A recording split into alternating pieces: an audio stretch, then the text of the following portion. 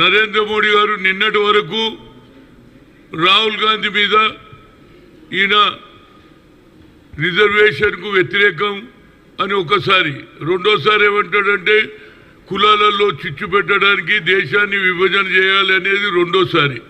ఇప్పుడు మూడో పాయింట్ అన్నాడు ఆయన, రాజీవ్ గాంధీ రిజర్వేషన్కు వ్యతిరేకం అంటాడేంది? అదే రాజీవ్ గాంధీ నేను పిసిసి ప్రెసిడెంట్ అయినప్పుడు ఎగ్జిక్యూటివ్ అడిగిన how I can follow the executive అని ఆయన అడిగిండు.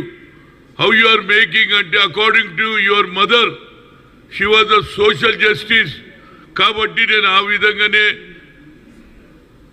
ఎగ్జిక్యూటివ్ కమిటీ తయారు చేస్తా అని చెప్పడం జరిగింది.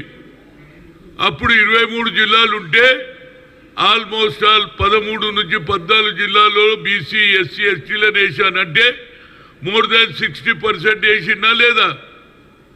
అలాంటి నాయకుడిని కూడా ఇవాళ ఆయన చనిపోతే ఆయన మీద కూడా కామెంట్ చేస్తున్నాడు. ఇది ఎక్కడ న్యాయం నాకు అర్థం.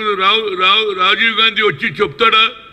చనిపోయిన ఆయన మీద చెప్తా. అయినా నేను నిన్నే అడుగుతున్నా, నేను ఓబీసీ ఎంపీస్ కన్వీనర్గా 3 సార్లు కలిసిన, 3 సార్లు ఒకటే అడిగినా క్యాస్ట్ వైజ్ సెన్సర్ చేయి, అదేవిధంగా మా జనాభా ప్రాతిపదికంగా హైయెస్ట్ మెజార్టీ ఉంది, మాకు సెపరేట్ మినిస్ట్రీ ఇవ్వన్నా, 2 చేయలే.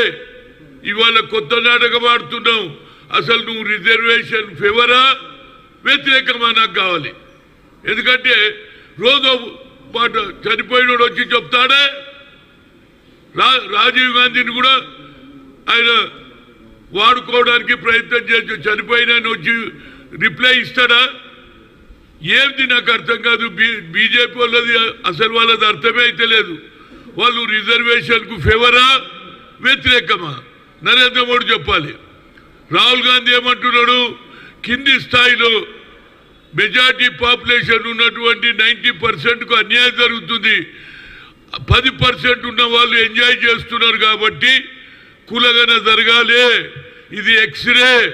కింది స్థాయిలో వాళ్ళ స్థితిగతులు ఎట్లున్నాయని తెలుసుకోవడానికి ఆయన ఒక ప్రయత్నం చేస్తుంటే దానికి ఒక ఏది అనురాగ్ ఠాకూర్ ఏమంటాడు, నీ కులమే తెలియదు, నువ్వు కులగాని ఎట్లా చేస్తావంటే ఆయన ఏమన్నాడు, we come to the power will conduct caste wise census అన్నాడా లేదా? పార్లమెంట్లో బిల్లు పెడతారా లేదా? అది కమిట్మెంట్ మాది. ఇందిరాగాంధీ భూ సంస్కరణ అమలు చేసింది, దున్నేవాడికే భూమి ఇచ్చింది, బ్యాంకు నేషనలైజ్ చేసిన ఆ కుటుంబాన్ని పట్టుకొని ఇవాళ వాళ్ళకి ఏం దోస్తలేదు. ఎంతసేపటికి ఈ రిజర్వేషన్లనే మాట్లాడుతున్నాడు. నువ్వేం చేసినావు చెప్పు. ఈ 10 ఏళ్లలో నీకు నువ్వే ఒక బీసీ అంటావు కదా, ఏ బీసీలకు సాయం చేసినావు చెప్పుమని అడుగుతున్నా యాజ్ ఎ ఓబీసీ ఎంపీస్ కన్వీనర్గా. ఇదెక్కడ న్యాయం అండి? చనిపోయిన పేరు ఎత్తుతాడు. రాజీవ్ గాంధీ వ్యతిరేకం, ఏది రిజర్వేషన్కు వ్యతిరేకం అంటాడేది?